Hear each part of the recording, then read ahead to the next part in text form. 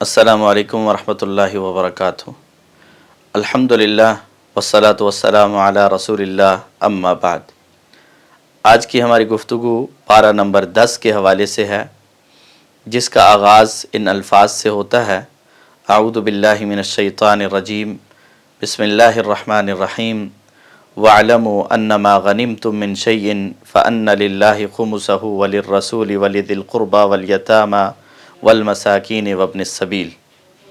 कि जान लो कि जो कुछ तुम गनीमत हासिल करो उसमें से 5वां हिस्सा अल्लाह का, अल्लाह के रसूल का, रिश्तेदारों का, यतीमों का, मिस्कीनों का और मुसाफरों का है। और इस पारे का इख्तिताम इन अल्फाज के साथ होता है, इन्नमस्सबीलु अलल्लज़ीना यस्तअज़िनूनका वहुम अग़निया रदू बिअन यकूनू मअल ख़वालिफ़ि व तबअ अल्लाहु अला क़ुलूबिहिम फ़हुम ला यअलमून। पारे के आगाज़ में जिहाद से मुयस्सर आने वाले माल गनीमत की तक़सीम का तज़किरा और पारे के इख्तिताम पर जिहाद से पीछे रहने वाले और मैदान जंग से पीछे रह जाने के नुकसानात का तज़किरा हमारे लिए ये पैगाम रखता है कि जिहाद जारी रहेगा, गनीमतें बरसती रहेंगी। जिहाद से अगर एराज़ होगा तो ज़िल्लत तुम्हारा मुक़द्दर होगी। आगाज़ में जिहाद का तज़किरा और इख्तिताम में भी जिहाद का तज़किरा। आइए इस पारे की रोशनी में देखते हैं कि जिहाद के मकासद क्या हैं, जिहाद के लिए मुआविन काम कौन से हैं, जिहाद में नाकामी के असबाब क्या हैं और कामयाबी किन लोगों को मिलती है, और जिहाद करने वालों को अल्लाह ताला किन इनामात से नवाजते हैं। तो पहली बात कि जिहाद का मकसद क्या है। सूरह तौबा की आयत नंबर 5 में अल्लाह ताला फरमाते हैं, फ़इन ताबू व अक़ामुस्सलात व आतवुज़्ज़कात फ़ख़ल्लू सबीलहुम, कि अगर ये तौबा कर लें, ये नमाज कायम करें, ये ज़कात अदा करें, तो फिर इनका रास्ता छोड़ दो। इन्नल्लाह गफ़ूरुर रहीम, अल्लाह ताला माफ़ करने वाला, रहम करने वाला है। तो जिहाद जो है वो एलाए कलिमतुल्लाह के लिए है, लोगों की बंदगी से निकाल कर अल्लाह की बंदगी सिखाने के लिए है, अल्लाह के दीन को गालिब करने और उसकी तरवीज के लिए है, और उसकी तबलीग और लोगों तक दीन इस्लाम को पहुँचाने के लिए है। और इसी तरह सूरह तौबा की आयत नंबर 11 में भी फरमाया, फ़इन ताबू व अक़ामुस्सलाता, अगर वो तौबा कर लें, गुनाह को छोड़ दें, शिरक को छोड़ दें और कुफ्र को तर्क कर दें, नमाज कायम करें, व आतवुज़्ज़काता, और ज़कात अदा करें, फ़इख़्वानुकुम फ़िद्दीन, तो फिर वो तुम्हारे दीनी भाई हैं। तो जिहाद का मकसद जो है वो एलाए कलिमतुल्लाह है, अल्लाह के दीन को गालिब करने के लिए। और रसूलुल्लाह सल्लल्लाहु अलैहि वसल्लम ने फरमाया, उमिरतु अन उक़ातिलन नास हत्ता यक़ूलू ला इलाहा इल्लल्लाह, कि मुझे लोगों से क़िताल करने का हुक्म है यहाँ तक कि वो अल्लाह की तौहीद की गवाही दे दें, वो नमाज कायम करें, वो ज़कात अदा करें। और दूसरी बात कि जिहाद में मुआविन काम कौन से हैं, वो कौन से काम हैं जो मैदान जिहाद में हिम्मत और क़ुव्वत बख्शने वाले हैं, हिम्मत और क़ुव्वत देने वाले हैं। तो उनमें से पहला काम अल्लाह रब्बुल आलमीन का ज़िक्र करना है। सूरह अनफ़ाल की आयत नंबर 45 में अल्लाह ताला फरमाते हैं, या अय्युहल्लज़ीना आमनू इज़ा लक़ीतुम फ़िअतन फ़स्बुतू, कि जब तुम ए ईमान वालो, जब तुम काफ़रों के मुकाबले में खड़े हो, जंग के लिए खड़े हो, तो साबित कदम रहना। वज़्कुरुल्लाह कसीरा, और कसरत से अल्लाह का ज़िक्र करना, अल्लाह को याद करना। लअल्लकुम तुफ़्लिहून, ताकि तुम कामयाब हो जाओ। तो जिहाद में और मैदान जंग में जो मुआविन काम है उनमें से पहला काम साबित कदमी इख्तियार करना और अल्लाह का ज़िक्र करते रहना, अल्लाह को याद रखना। और दूसरी चीज़ बुरी आदात को तर्क करना, बुरी आदात को छोड़ना। सूरह अनफ़ाल की आयत नंबर 53 में अल्लाह ताला फरमाते हैं, ज़ालिका बिअन्नल्लाह लम यकु मुग़य्यिरन निअमतन अनअमहा अला क़ौमिन, कि अल्लाह ताला अपनी नेमत जब किसी कौम पर फरमाते हैं तो उसे तब्दील नहीं करते, हत्ता युग़य्यिरू मा बिअन्फुसिहिम, यहाँ तक कि वो लोग अल्लाह की उस नेमत को ख़ुद तब्दील कर दें। व अन्नल्लाह समीउन अलीम, और अल्लाह ताला सुनने वाले, जानने वाले हैं। तो अल्लाह ताला के लिए जब इंसान बुरी आदत को छोड़ता है तो अल्लाह ताला उसकी इस्लाह फरमाते हैं। तो बुरी आदत को छोड़ना ये भी जिहाद में मुआविन कामों में से है। और इसी तरह तीसरी चीज़, जिहाद से पहले जिहाद की तैयारी करना, اسلحے کے ساتھ اور انفرادی طور پر اجتماعی طور پر کہ انسان کو لڑنے کا طریقہ بھی آتا ہو، اسے اسلحہ چلانے کا طریقہ بھی آتا ہو اور پھر اسلحہ بھی موجود ہو، تو یہ تیاری جو ہے یہ جہاد کا حصہ ہے۔ سورہ انفال کی آیت نمبر 60 میں اللہ تعالیٰ اس تیاری کا حکم دیتے ہوئے فرماتے ہیں وَأَعِدُّوا لَهُم مَّا اسْتَطَعْتُم مِّن قُوَّةٍ، تم ان کے لیے ان کے مقابلے میں کھڑے ہونے کے لیے طاقت اور قوت کی جتنی تم استطاعت رکھتے ہو اس کی تیاری کرو۔ وَمِن رِّبَاطِ الْخَيْلِ تُرْهِبُونَ بِهِ عَدُوَّ اللَّهِ وَعَدُوَّكُمْ، اور اس کے لیے تم گھوڑے تیار کرو اور دشمنوں کو خوف زدہ رکھنے کے لیے اور انہیں رعب میں مبتلا کرنے کے لیے تم تیاری کیے رکھو۔ تو تیاری کرنا یہ جہاد کے ضروری کاموں میں سے ہے۔ یہ نہیں ہے کہ انسان خالی ہاتھ ہو اور خالی ہاتھ ہو کر یہ کہے جی میرا ایمان لڑے گا۔ ہاں ایمان ضرور لڑے گا، لیکن آپ کے پاس لڑنے کے لیے ہتھیار بھی ہونے چاہیے، اسلحہ بھی ہونا چاہیے، روکنے کے لیے ڈھال بھی ہونی چاہیے۔ یہ نہیں ہے کہ اگلا تلوار چلا رہا ہے اور آپ کہتے ہیں میرا ایمان لڑے گا اور خود آپ کو کچھ بھی نہیں آتا۔ تو خود تیاری کرنا، ذاتی طور پر بھی لڑنے کی تیاری، لڑنے کا طریقہ آنا چاہیے اور اسلحہ چلانے کا طریقہ آنا چاہیے اور پھر اسلحہ بھی ہونا چاہیے۔ اور اسی طرح چوتھی چیز ہے جہاد کا شوق دلانا، جہاد کی رغبت دلانا۔ سورہ انفال کی آیت نمبر 65 میں اللہ تعالیٰ نبی کریم صلی اللہ علیہ وسلم سے فرماتے ہیں یا ایھا النبی حرض المؤمنین علی القتال، کہ اے نبی آپ اہل ایمان کو جہاد کا شوق دلائیں، رغبت دلائیں انہیں۔ اور پانچویں چیز اللہ رب العالمین کی مدد کا یقین رکھنا کہ اللہ ضرور مدد کرے گا، اللہ کی مدد کا انتظار کرنا، اس پہ یقین رکھنا اور امید رکھنا اللہ تعالیٰ سے۔ سورہ انفال کی آیت نمبر 66 میں اللہ تعالیٰ فرماتے ہیں وَإِن يَكُن مِّنكُمْ أَلْفٌ يَغْلِبُوا أَلْفَيْنِ، کہ اگر تم میں سے مسلمانوں تمہاری تعداد 1000 ہے تو وہ 2000 کافروں پہ غالب آ جائیں گے بِإِذْنِ اللَّهِ، اللہ کے حکم کے ساتھ۔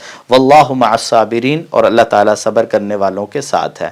تو اللہ تعالیٰ کی مدد کا انتظار کرنا اور اللہ کی مدد پہ یقین رکھنا۔ اور اسی طرح چھٹی چیز ہے اللہ تعالیٰ کی ذات پر یقین رکھنا۔ آپ دیکھیں سورہ توبہ کی آیت نمبر 40 میں اللہ تعالیٰ نبی کریم صلی اللہ علیہ وسلم کے ان الفاظ کو بیان کرتے ہیں کہ جب آپ ہجرت کے لیے نکلے اور جناب ابوبکر صدیق رضی اللہ تعالیٰ عنہ آپ کے ساتھ تھے، اور جب آپ نے غار میں پناہ لی تو کافر بالکل غار کے منہ پہ پہنچ چکے تھے۔ حضرت ابوبکر کہتے ہیں اللہ کے رسول اگر یہ اپنے پاؤں کی طرف دیکھیں تو یہ تو ہمیں دیکھ لیں گے۔ تو اللہ کے رسول نے اس موقع پر بھی کہا تھا لا تحزن ان اللہ معنا، اور اللہ تعالیٰ نے اس کو قرآن کا حصہ بنا دیا۔ سورہ توبہ کی آیت نمبر 40 لا تحزن ان اللہ معنا، کہ غم نہ کرو اللہ ہمارے ساتھ ہے۔ تو اس بات کا بھی یقین رکھنا کہ اللہ ہمارے ساتھ ہے۔ اگر ہم شہید ہو گئے تو پھر بھی اللہ ہمارے ساتھ ہے، اور اگر ہم فتح یاب ہو گئے تو پھر بھی اللہ ہمارے ساتھ ہے۔ اللہ تعالیٰ کا ساتھ ہونا یہ بہت بڑی کامیابی اور بہت بڑی معاون چیز ہے میدان جنگ میں۔ اسی طرح اگر ہم تیسری چیز کی طرف آئیں کہ جہاد میں ناکامی کے اسباب کیا ہو سکتے ہیں، جو اسباب یہاں پہ اس پارے میں اللہ تعالیٰ نے بیان کیے ہیں ان میں سے پہلا سبب یہ ہے کہ آپس میں لڑائی جھگڑا اور اختلاف اور انتشار، اس کا شکار ہو جانا۔ سورہ انفال کی آیت نمبر 46 میں اللہ تعالیٰ فرماتے ہیں وَأَطِيعُوا اللَّهَ وَرَسُولَهُ، اللہ اور اس کے رسول کی اطاعت کرو، وَلَا تَنَازَعُوا، اور اختلافات نہ کرو، فَتَفْشَلُوا، اختلافات کرو گے تو پھر تم بزدل پڑ جاؤ گے، وَتَذْهَبَ رِيحُكُمْ، تمہاری ہوا اکھڑ جائے گی، وَاصْبِرُوا إِنَّ اللَّهَ مَعَ الصَّابِرِينَ، تم صبر کرو اللہ تعالیٰ صبر کرنے والوں کے ساتھ ہے۔ تو ناکامی کے اسباب میں سے پہلا سبب یہ ہے کہ آپس میں اختلاف کرنا، ایک دوسرے سے لڑتے رہنا، دل میں نفرتیں رکھنا، زبان سے اس کا اظہار کر دینا اور ایک دوسرے کو پسند نہ کرنا، اختلافات، چھوٹی چھوٹی باتوں پہ لڑنا جھگڑنا اختلاف کرنا، تو یہ ناکامی کے اسباب میں سے بڑا اہم اور بنیادی سبب ہے۔ دوسرا سبب ریاکاری، کہ لڑ تو رہے ہیں لیکن مقصد یہ نہیں ہے کہ اعلاء کلمت اللہ ہو، مقصد یہ ہے کہ لوگ دیکھیں، لوگ بہادر سمجھیں، لوگ جری کہیں، لوگ کہیں کہ فلاں کتنا بہادر ہے، اس پہ فخر تکبر کرنا، ریاکاری کرنا۔ سورہ انفال کی آیت نمبر 47 میں اللہ تعالیٰ فرماتے ہیں وَلَا تَكُونُوا كَالَّذِينَ خَرَجُوا مِن دِيَارِهِمْ، کہ تم ان لوگوں کی طرح نہ ہو جاؤ کہ جو اپنے گھروں سے نکلے بطراً، فخر کرتے ہوئے، تکبر کرتے ہوئے، وَرِيَاءَ النَّاسِ، اور لوگوں کو دکھاتے ہوئے۔ تو یہ کافروں کا طریقہ ہے، اہل ایمان کا طریقہ یہ نہیں ہے۔ وہ فخر نہیں کرتے، وہ تکبر نہیں کرتے، وہ ریاکاری نہیں کرتے، وہ لوگوں کو دکھانے کے لیے کام نہیں کرتے، وہ تو اللہ کی رضا کے لیے کام کرتے ہیں۔ اور جہاد جیسا عظیم عمل تو خالصتاً اللہ کی رضا کے لیے ہوگا تو اللہ تعالیٰ اسے ضرور قبول فرمائیں گے۔ اور ناکامی کے اسباب میں سے تیسرا سبب جو ہے وہ مال کی چاہت رکھنا، مال کی تڑپ رکھنا۔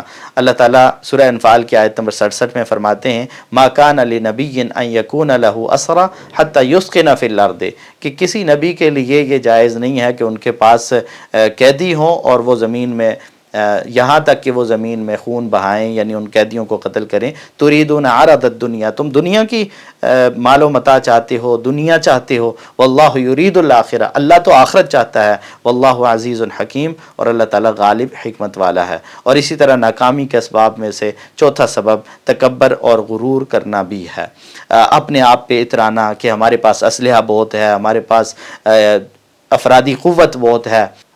سورہ توبہ کی آیت نمبر 25 میں اللہ تعالیٰ غزوہ حنین کا تذکرہ کرتے ہوئے مسلمانوں میں سے بعض لوگوں نے جب یہ بات کر دی تھی کہ آج تو ہماری تعداد بہت زیادہ ہے، ہم تو اس وقت بھی جیت گئے تھے، اس وقت بھی فتح یاب ہو گئے تھے جب ہماری تعداد بہت کم تھی، آج تو ہماری تعداد اتنی زیادہ ہے، تو انہوں نے اپنی تعداد کا ذکر کیا تو اللہ تعالیٰ کو یہ بات اچھی نہیں لگی، اور پھر ابتدائی طور پر مسلمانوں کو تکلیف کا بھی سامنا کرنا پڑا کہ وہاں جب گئے تو تیر اندازی ایسی ہوئی کہ مسلمانوں کو واپس پلٹنا پڑا۔ تو اللہ تعالیٰ اس کا ذکر کرتے ہوئے فرماتے ہیں لقد نصرکم اللہ فی مواطن کثیرہ، کہ اللہ تعالیٰ نے بہت ساری جگہوں پر تمہاری مدد کی ہے، ویوم حنین، حنین کے موقع پر بھی تمہاری مدد کی، اذ اعجبتکم کثرتکم، جب تمہیں اپنی کثرت پہ مان تھا اور جب تم اپنی کثرت کے تذکرے کر رہے تھے، فلم تغن عنکم شیئا، لیکن تمہاری کثرت تمہارے کسی کام نہیں آئی، وضاقت علیکم الارض بما رحبت، زمین اپنی وسعتوں کے باوجود تمہارے اوپر تنگ ہو گئی تھی، ثم ولیتم مدبرین، پھر تم پیٹھ پھیر کر مڑ گئے تھے، تو اللہ تعالیٰ نے پھر تمہاری مدد کی۔ تو اس کی وجہ کیا تھی کہ مسلمان ابتدائی طور پر بعض لوگوں نے اس بات کا اظہار کر دیا کہ آج ہماری تعداد بہت زیادہ ہے، 10,000 تعداد تو کبھی مسلمانوں کی نہیں تھی، اور آج اتنی تعداد ہے ہماری، آج تو کوئی ہمارا مقابلہ نہیں کر سکتا۔ اور ہماری چوتھی بات کہ جو لوگ جہاد کے لیے نکلتے ہیں، اللہ کے راستے میں قتال کے لیے نکلتے ہیں، اللہ کے راستے میں لڑتے ہیں، تو اللہ تعالیٰ انہیں کن انعامات سے نوازتے ہیں۔ ان میں سے پہلا انعام کہ آپس میں اللہ تعالیٰ محبت پیدا کر دیتے ہیں، مجاہدین کے دلوں میں، جہاد کرنے والوں کے دلوں میں اللہ تعالیٰ محبت پیدا کر دیتے ہیں۔ سورہ انفال کی آیت نمبر 63 میں اللہ تعالیٰ فرماتے ہیں وَأَلَّفَ بَيْنَ قُلُوبِهِمْ لَوْ أَنفَقْتَ مَا فِي الْأَرْضِ جَمِيعًا مَا أَلَّفْتَ بَيْنَ قُلُوبِهِمْ، کہ اللہ تعالیٰ نے ان کے دلوں میں الفت اور محبت پیدا کر دی۔ اگر زمین میں جو کچھ ہے یہ سارا کچھ بھی آپ خرچ کر دیتے تو آپ ان کے دلوں میں محبت پیدا نہیں کر سکتے تھے، الفت پیدا نہیں کر سکتے تھے۔ وَلَكِنَّ اللَّهَ أَلَّفَ بَيْنَهُمْ، لیکن اللہ تعالیٰ نے ان کے دلوں میں الفت اور محبت پیدا کر دی ہے۔ تو یہ پہلا انعام ہے۔ اور دوسرا انعام کہ اللہ تعالیٰ کی بخشش کا ذریعہ ہے جہاد کرنا۔